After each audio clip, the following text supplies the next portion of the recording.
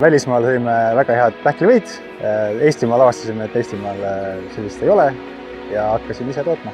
Üks põhjus oli ka see, et seda on lihtne toota, et seal on ainult üks komponent ja ei ole väga keerulisi säilitustingimusi ja muud sellist jama. Röstime pähklid, jahutame, jahvatame ja siis paneme purki ja pakendame.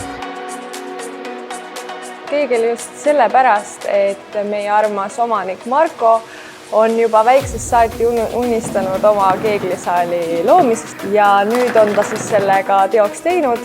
Meie menüüst leiab küll kõigile maitsetele midagi ja eriti on meie majakokteilid, mis on hinnatud ja väga hästi on vastu võetud meie enda loodud käsitöölimonadid. No meie maasika teeb ikkagi heaks seda, et me kasvatame seda hoole ja armastusega juba üle 11 aasta.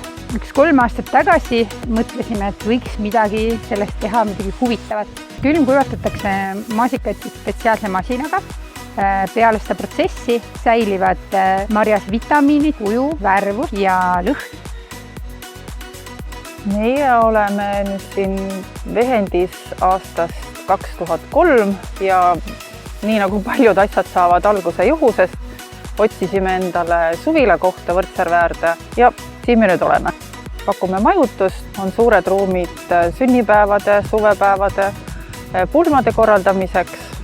Küll ootame ikka kõiki, kes väärtustavad loodust. Tunne Elva elamust. Ja pähkelpõske. Tunne Elva elamust. Tunne Elva elamust.